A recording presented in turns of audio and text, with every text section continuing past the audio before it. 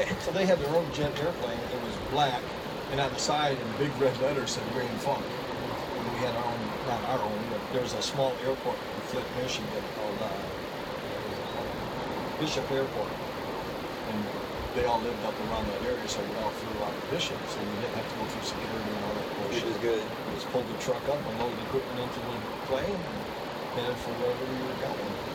So you never spent money on transportation. It was all They provided. had their own plane, and when you got to the hotel, if you wanted to eat, as long as you ate in the hotel, you just charged it to your room, and the band paid for it. So we never had to pay for our food. If we wanted to go out, we had to pay for our own. But as long as we ate wherever the band was staying, What would I eat? everything was free. Huh? What would you eat? Oh, I ate everything I wanted. Steaks. I mean, they didn't care. They were making good money. At one point, Grand Funk was the highest paid American band at that time. They were getting $75,000 a night for a 45-minute set. That was the most money any American band was making. There was a couple English bands that were getting more than us. But At that time. we opened up, we didn't really open up for anybody. I mean, after the first tour, they just became big. I used to laugh because I'm a big Eric Clapton fan. Who was that? He's probably, to me, the best guitar player there was. Right up to maybe him and Jimi Hendrix. Okay. They were the two best. Clapton's still around, still playing. And I had eventually got to go to work for him. So. Really? How was But that? back in our very first tour, we played some places, the Atlanta Pop Festival, and a couple other places. Then we headed to California. And when we got to California, you're driving down Hollywood Boulevard, and there's a big billboard. And on the billboard, it's the three faces of Mark Hahn and Mel. And it said Grand Funk Railroad, and under it says America's answer to the Cream. Cream was a three-man band, the best musicians in the world at that time. Eric Clapton was the guitar player, Ginger Baker was the drummer, and Jack Bruce was the bass player. And to me, they were God. So I started laughing, and Mark, he's the lead singer, lead guitar player, and he wrote almost all the Grand Funk songs. What are you laughing about? America's answer to the Cream. I guess, hell, you couldn't carry Clapton's guitar. And he didn't like that. So I got docked my $250 pay that week. From that Really? remark. So I learned to keep my mouth shut. And at that time, those guys didn't do drugs, which is hard to believe. They sure ended up doing it. But at that time, the first tour, coke they did and not all do that? yeah. But the first tour, they didn't do shit. I was into drugs because in Vietnam we did a lot of drugs. What did I do? Oh, there was a lot of mescaline and acid over there. Like the tablet? Yep. Oh, you got fucked up a lot of it. That was the only way you made it through the day, you know? It was just... What kind of trips did you have? Like, was it good trips or just like, did it just make your body feel like... I never had a bad trip there. I've had a couple when I got home, but I never had a bad one there. It's just... So, but it was funny because we played at the Hollywood... it's pretty famous. It's still there. Mm-hmm. The Experience. And somebody spiked their fucking... They drank Gordon's juice all the time. And someone spiked it. We got blamed for it. Really? Me and Tom, he was the roadie at that time. But, I mean, it was hilarious because they're on stage playing, and everyone's dancing, and all of a sudden I'm looking at Tom going, what the fuck are they playing? And we both kept sitting here, we didn't know that song. And finally it dawned on me, they're all playing, each one of them was playing a different fucking song. And I was listening to the bass line. That's from, you know, and all of a sudden Tom goes, you're right. Then just after I said that, we looked out and Mel fell off the stage. Like passed out? No, he just, I don't know, he was just too high and he stepped right off the end of the stage. And there was an orchestra pit like there in front of the stage and down in it he went. So that was the end of the concert for the night. And we got blamed for spiking the drinks because we weren't too big about hiding that we were doing drugs. You couldn't go anywhere. Anywhere you went to play, people were coming up, they wanted to meet the band and stuff. And we got free, groupies. As a guy, I never thought I could say I got tired of fucking. I did. You got tired of fucking? Oh, God, yeah. I mean, it just, after a couple years of it, it was just like... Non-stop. You didn't know the faces anymore. It was just, you know... It was just... And I actually got tired of it. just there's no meaning to it anymore. It's just It lost value. pure sex and lust. So if I was real high, I would do it. But on nights I wasn't high, I really got didn't want to do it. But there's probably 50 girls out there right now that think they fucked Mark Farner, and they fucked me because I looked a lot like Mark. I had hair. You saw the pictures. Yeah, that's you showed me. And Mark looked just like me. So They're still in that you story. meet them and they just tell me, they thought I was Mark. I went along with it. I was going to get laid. Yeah, I'll be Mark. So, poor girls to this day think they fucked the lead singer. Nope, they fucked the security. And if you don't know any of the rock and roll bands, but Grand Funk did a song. There was a famous groupie. There's a lot of famous groupies. There was one. Her name is Connie. Who? Connie, sweet, sweet Connie. And she didn't fuck anybody, but she gave the best blowjobs in rock and roll. Boy. She was famous for it. And she didn't care. You didn't have to be a star. If you were just in the band, or you were the roadie, or just with the band, that was fine by her. She didn't care. She wasn't bad looking.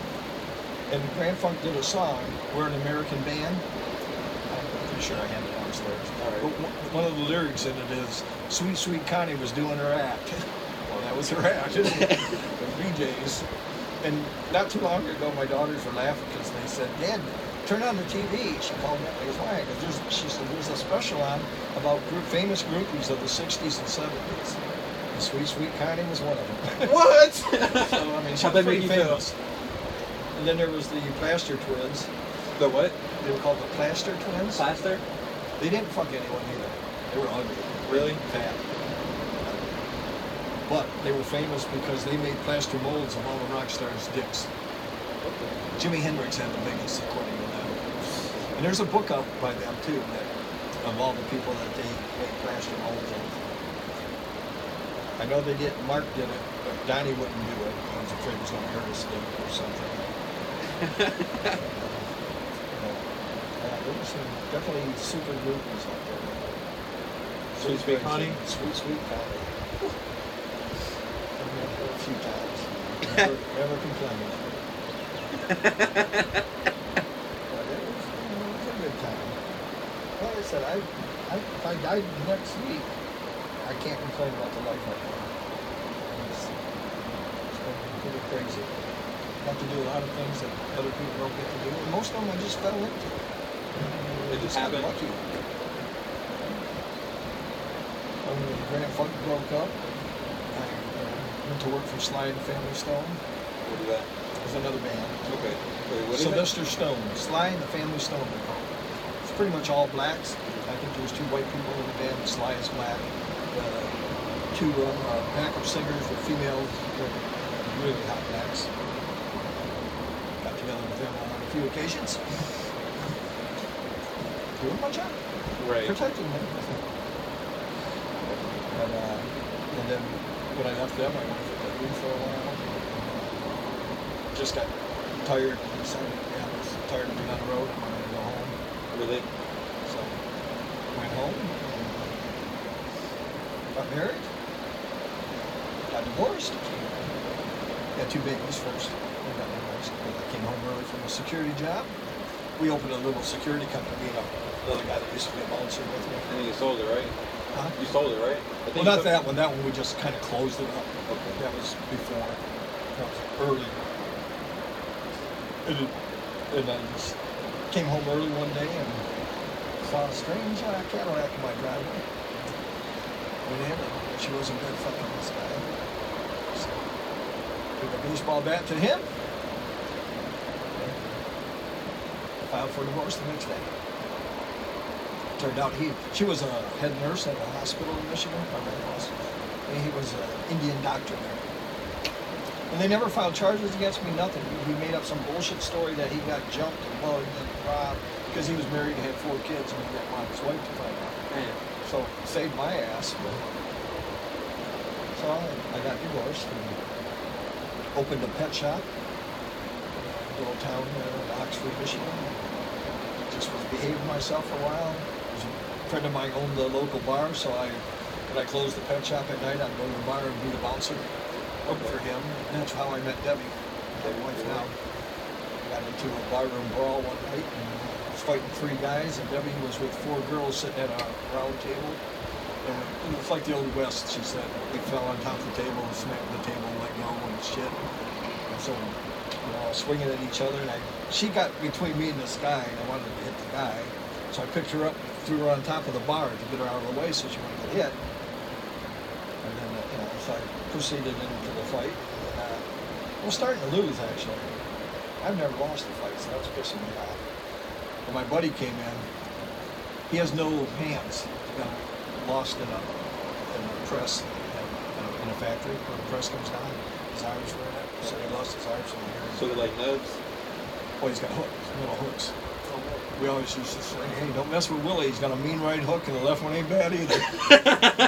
So Willie came in just as the fight was turning the wrong way. So he come over and took a swing at this guy. Willie was always good about his hooks. He never hit nobody with them. He would hit you with the plastic part of his arm. So here, It was like a hard, was plastic. hard plastic? Oh yeah. He hit you, you knew it. But he took a swing at this guy, and his hook accidentally caught Debbie's pant leg where she was sitting on the bar. Tore her pant leg. I guess it put a scratch in her leg that we didn't know at the time, So we proceeded to beat the guys up, threw them out. Being a gentleman, I went over, and Debbie and them, the poor girls, all their drinks were on the floor and all this shit. Busting the drinks. There was a table of guys sitting next to where they were, so I made those guys get up, and I gave Debbie and their girlfriends that table. I went and got them all 3 drinks. Told them the drinks were around the house the rest of the night. And she just kept screaming, "Who's going to pay for these? I just bought these today." I'm thinking, so, trying to be funny and make her laugh. I said, "Oh, you should have told me before I threw them out. I would have took their wallets." She goes, "You're an asshole." Which, back then I was. Cocaine problem at the time. So, I like to fight, so she came in the bar every night after that. Really? And See I never made, I always made sure the guy on the door and let her in free. There was a $2 coverage on it. I never made her pay the cover, and I always made sure she got a free drink. After about 3 weeks of that, I finally said, "Yeah, how'd you like to go out to dinner?" She goes, "I don't go out with assholes, and you're the biggest one I've ever met." And I said, "Whoa." I turned around and walked away, and Terry was one of the other bouncers. I went, "Did you hear what she said to me?" He goes, "Yeah, you're going to take that?" I go, "Take it? That's going to be my girlfriend, because nobody talks to me like that." It took me 2 months to get her to go out. And I had every waitress, bartender in the place telling her what a nice guy I was. And, dedication. and I didn't give up. Finally, after 2 months, I asked her again, and she finally said, yeah. So How'd I you took her feel? to a really nice fancy restaurant. I bought her, it was like $70 that we spent or something. I don't know, It was really nice. Took her a thing of flowers, the whole shot, We're driving, I'm taking her back home. I goes, "You would like to stop at the bar for a drink?" She goes, "Yeah, that'd be fine." I jump out and go open their door. I'm doing the whole damn gentleman thing, which is really out of my Character. area. I'm not used to that. But it was just like, was there was something about her. It was something, yeah. All the other chicks, when you work with a band, they threw their self at you. I never had no one reject. She just had that. She just had that attraction toward. It's like, God, I like that. I'm not going to get away with that. So, so I let her out, and we're walking in. She goes, "I'm letting you know right now, if you get in a fight, you'll never see me again." And I owned the pet shop at the time too. So I said, "Yeah, no problem." So while we're there, fortunately she's in the back table, and I had to go up front with her things. So something was going on, a little fight was starting. So even though it was my night off, I'm not going to let The situation happen. Yeah, I mean, though we had 3 other bouncers there, but I still grabbed the guy, but I took him outside. So she couldn't see? outside, come back in. I go sit down at the table. And I'm there probably 10 minutes with her, I brought her a drink and everything. When I went to hand her the drink, she went, "What happened to your hand?" I looked, my knuckles are all bleeding. I got them in the teeth. Man. And I went, "Oh man, I was outside talking to Paul." He was the bouncer that works the door. And at that bar, it was kind of you had to go up 6 steps, and they're all made out of bricks. Okay. So I told her I was talking to Paul. I tripped and smashed my hand right into those bricks. She bought it. I had her fooled. So she fell for it. We ended up. I was a nice guy. I didn't try to do anything with her that night. I took her home. Thought what a great time I had. You know, hopefully she'd like to go out again sometime if she was well. I'll give you my number. We'll see. Cool. So about 3 days later, she came into the bar again. We had a nice time. I took her. We went somewhere after the bar. There was a 24-hour restaurant right down the street from the bar. Like a diner? Yeah. Okay. It was called the Nugget.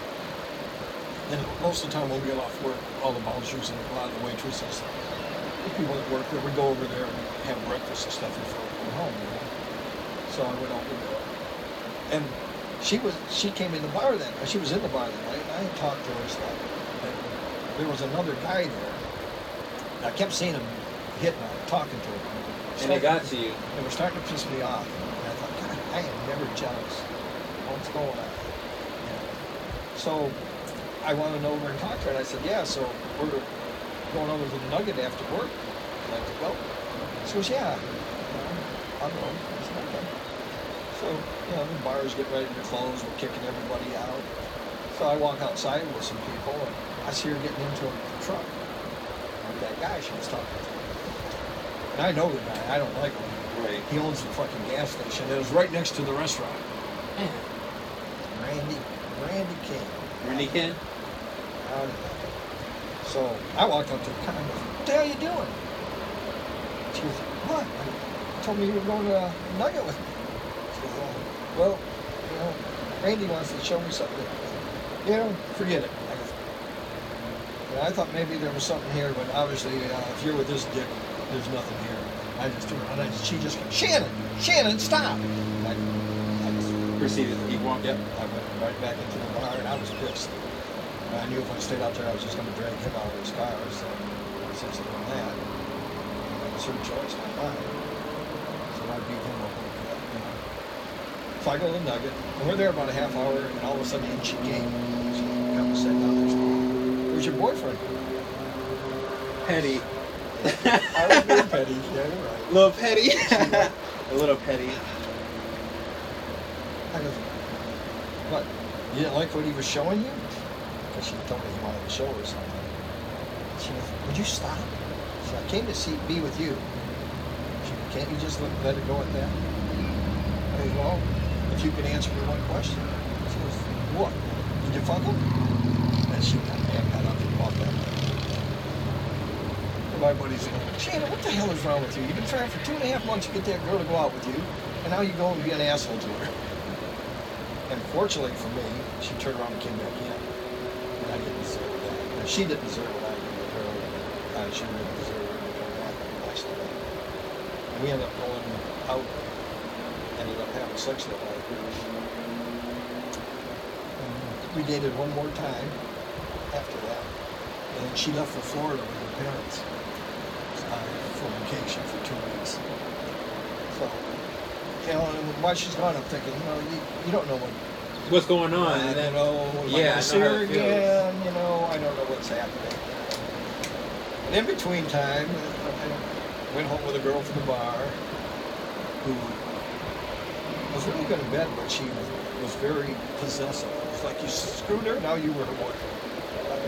She got attached quickly? Yeah. I kept telling her, hey, this was a one-night thing, man. You're just somebody from the bar. I'm the bouncer from the bar, There's nothing happening here.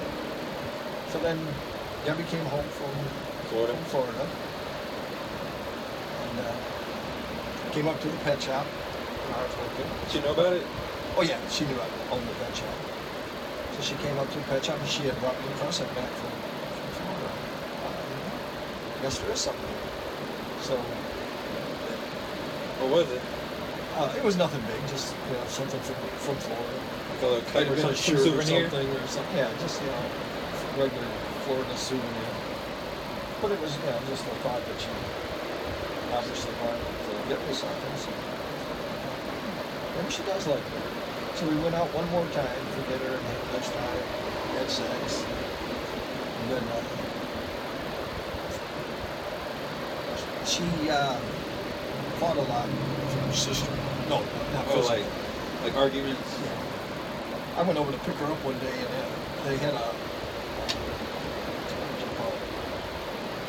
was like, you opened the door and you walked in, and then there was a room this way, and then this one went up into a kitchen.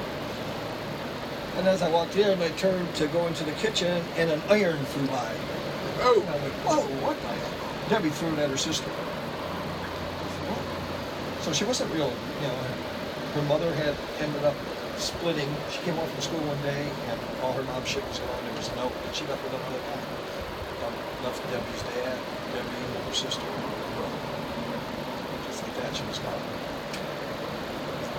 So I, being the guy I am, being the guy I liked her, I said, no, why don't you come live with me? She was why? I was like, you're fighting with your sister all the time. Your mom's not there. I'll take care of you. So I was living with Willie the Hooks at that time. Really? So we moved, and you know, I moved her over there. But she was funny because she kept most of her clothes still at home. So when someone would ask her, "Oh, you live with Shannon?" she'd say, "No." But she spent every damn night with me. Really? Every night. And then I would get up in the morning, take her to her house. Oh, she would drop me off at the pet shop. I'd open the pet shop. She would take my car. She would go back to her house, change, and do whatever she had to do. Get herself together? She was a waitress. She worked from 2 until 10 at night. So then she would go, you know, to work. And then she would come and get me when she got off work. She'd come pick me up at the pet shop. I would go out and have dinner and go back to Willie's house. So we did that for I don't know how long. And she kept saying, "Well, I don't live with you because all my clothes are at home." I said, "Okay, whatever you want. Whatever you say. As long as you're there with me every night, I don't care what you say." Right, I'm good. I know what's going on. So then there was some friction one night between her and Willie over something. Willie's the hook? Yeah. He was bitching about something. Brought her name into it somehow, so it pissed me off, pissed them off, so I said, fuck it. So we went and got an apartment for ourselves, for the two of us. From there? So one day we're just, I don't know, she's acting real goofy one day. And I said something about, why don't she act her age? She said, I am. How old do you think I am? I don't know, 24? She had to be 21 to be in the bar. And she was really mature. I mean, it turned out because when her mom left, she did all the cooking. She had to grow up quick. She had to take care of her mother and her sister. She did all the laundry. You know, she did everything. She was the mom of herself. So she grew up fast. So, you know, when I said 24, she laughed. She said, "You better try it again." I said, 23. 22. I kept going down. Finally, I said 18. And I said, "Please say yes, because I'm going to jail." And she goes, "Yes, I'm 18. And she goes, "You remember when I went to Florida?" And she had you. Well, they took me there for my 18th birthday. I went, "So you were 17 when we were fucking?" She goes, "Yes." Fuck! I was 33. Man! So I was like, oh my God, that's Debbie. I could have went to jail. I didn't. Live and learn. So, you know, and here we are. We've been married 33 years now. I just turned 70 last Thursday. She's 54. You know, Beautiful it lifestyle. just proves that, you know, age is just a fucking number. You know? I believe there's somebody out there that's meant to be with somebody. When you find that one, that's the good thing. You know? Best thing that ever happened. It's got me off drugs. Got me to quit fighting. I'd probably be dead sometimes if it weren't for her. So now I only fight if I have to. I still have an anger issue sometimes. I punched 2 people so far since I've been in Texas. Really? Both Mexicans. And I'm not prejudiced against Mexicans. It's just pissed me off. I bought Debbie a brand new car. Pulled up to the red light the day I bought it.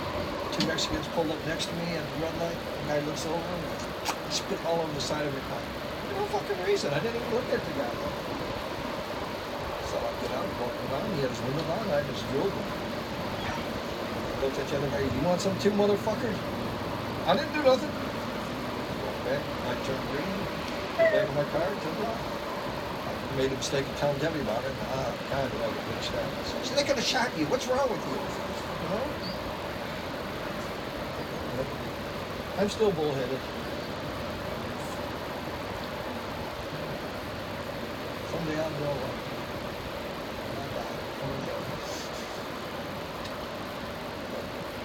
Yeah, so, I can't complain. Like I said, I feel very lucky.